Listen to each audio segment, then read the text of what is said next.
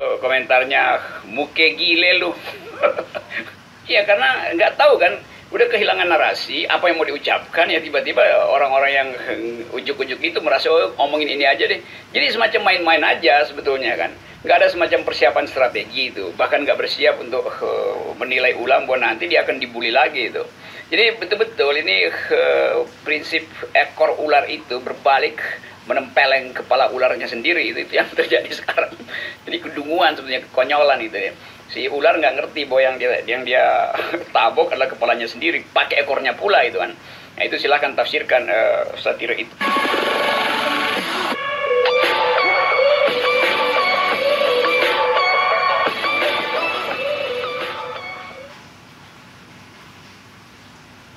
Itu kalau kata orang Betawi baca headline itu, presiden minta dikritik. Itu komentarnya muke gile lu. Mak dikipe gitu. Jadi cara orang Betawi untuk membalikkan fakta itu selalu ada lucunya tapi selalu tepat sasaran. Karena presiden itu seolah-olah nggak paham tentang reason perkembangan terakhir dari kebebasan pers, perkembangan terakhir dari politik oposisi. Jadi ketakutan Kwi Kian-gi, ketakutan Ibu Susi itu melampaui ucapan presiden itu. Silakan kritik, oke, silakan kritik artinya Anda boleh ngomong, tetapi omongan Anda dijamin oleh kebebasan. Tetapi setelah Anda ngomong, kami tidak jamin kebebasan Anda. Kira-kira begitu isi pikiran politik kita. Pada waktu ngomong saja gitu. Iya, setelah ngomong kebebasannya diambil. Ditunggu oleh Undang-Undang ITE, ditunggu oleh Bareskrim, dan ditunggu oleh putusan pengadilan. Kan itu paradoksnya tuh, berupaya untuk memberi semacam sinyal bahwa kami tidak anti kritik. Pada saat yang sama dia suruh orang lain untuk perkarakan si pengkritik. Jadi itu pikiran yang tadi kalau kata orang Betawi muke gile lu. Muke gile lu gitu kira-kira tapi ekspresi. Jadi sebetulnya sinyal dari Presiden Jokowi, silahkan beri kritik pada kami, kecuali dari kalangan radikal. Yang radikal nggak boleh kasih kritik. Jadi Presiden Jokowi kupingnya dua-duanya hanya ingin memperoleh kritik yang ujungnya adalah memuji gitu. Kan itu soalnya. Kalau dia konsisten, ya udah dia bicara di depan publik, di belakangnya ada pimpinan-pimpinan lembaga tinggi negara, dan dia umumkan bahwa tahanan politik tidak boleh diadili, harus segera dibebaskan. Oleh karena itu kami minta dikritik. Kalau background itu ada, maka orang percaya. Jadi kan dia bicara di satu forum yang nggak ada konteksnya, tiba-tiba bicara begitu. Sementara buzzer-nya itu masih melakukan pembulian tuh. Sementara sistem peradilan kita tidak bisa dipercaya sebagai imparsial. Sementara penangkapan-penangkapan politisi, penangkapan ulama, segala macam itu hanya karena mengucapkan kritik juga bertambah justru. Jadi apa poinnya? Nggak ada apa-apa itu. Nah, saya sebetulnya hanya ingin memuji bahwa Presiden Jokowi mampu untuk menyembunyikan dendamnya itu melalui kalimat kritik kami. Padahal dendamnya itu dia delegasikan pada buzzer dan pada tokoh-tokoh yang memang membenci oposisi. Jadi ini permainan dua muka semacam ini yang berbahaya sebenarnya. Sinyalnya bisa palsu karena orang tiba-tiba besok bisa kasih kritik. Pada saat yang sama udah ditunggu oleh Bareskrim.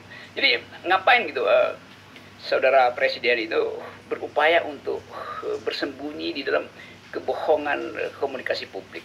Itu kritik saya apa pujiannya? Ya, saya kira memang beda antara cara berpikir jenis mamalia dan cara berpikir protozoa, itu juga beda. Nah, saya menganggap ini orang-orang yang berada di belakang statement itu pasti habis bikin evaluasi lalu sodorkan dua kalimat pada presiden. Begitu presiden pidato, catatan di depan presiden itu adalah ucapkan tentang bahwa kami tidak anti kritik. Jadi presiden betul-betul tidak siap dengan psikologinya. Karena waktu dia ucapkan itu orang ketawa kan. Ini pembisik-pembisiknya betul-betul juga dungu sebetulnya kan. Kan mestinya para pembisik bikin semacam, atau para pembuat kebijakan di istana, dia bikin sekuensisnya tuh. Hari ini saudara saudara Habib Rizik ditemui oleh Menko Polhukam itu. Lalu ada pembicaraan kecil. Besok Menteri Hukum datang ke Barreskrim menemui Syahganda, Jumhur dan lain-lain. Jadi seri itu adalah persiapan untuk presiden mengucapkan silahkan kritik. Kan begitu kalau ada otaknya kan dalam buat satu. Ini tiba-tiba di belakang itu nggak diselesaikan, tapi beliau presiden langsung mengucapkan seolah-olah menerima kritik. Di situ konyolnya tuh. Ini semacam ekor ular itu nempeleng kepalanya itu berbalik. Supaya jelas, ekor ular menempeleng kepala ular gitu. Jadi si ular itu ekornya dia pakai buat nempeleng kepalanya sendiri itu. Supaya jelas, jangan sampai dianggap ekor ular menempeleng kepala presiden. Saya salah pula tuh. Iya. Oke. Iya, karena nggak tahu kan, udah kehilangan narasi, apa yang mau diucapkan, ya tiba-tiba orang-orang yang ujuk-ujuk itu merasa, oh, ngomongin ini aja deh. Jadi semacam main-main aja sebetulnya kan.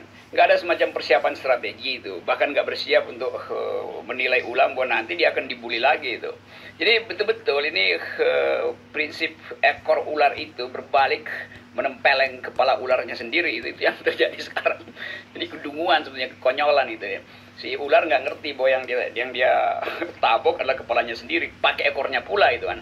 Nah, itu silakan tafsirkan satire itu oleh para pembuat kebijakan di istana tuh. Saya nggak mau terangin lebih detail.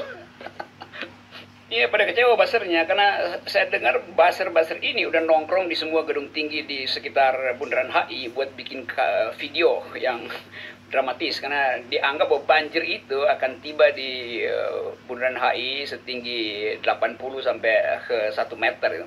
Sama seperti zaman Ahok itu kan, banjir ada di Bundaran HI dan Indonesia kayak kubangan raksasa.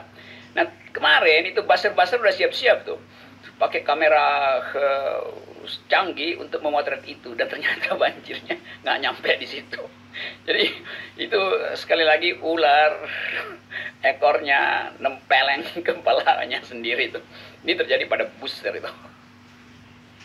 Jadi itu ya udah kita anggap aja nih lucu-lucuan aja, karena kemampuan orang untuk mencari fakta dan menghubungkan dengan narasi juga nggak mampu gitu. Ini berupaya untuk menampilkan bahwa mereka itu ada di atas Mercy itu. Padahal sebetulnya ini jajaran bajai doang itu. Ini 1000 buzzer itu bisa 1000 bajai dijajarin, itu nggak jadi satu Mercy. Tetap aja dia 1000 bajai. Jadi fungsi bajai itu lain dengan fungsi Mercy. Jadi otak-otak buzzer ini betul-betul mengalami pemburukan karena berharap ada isu kontroversi.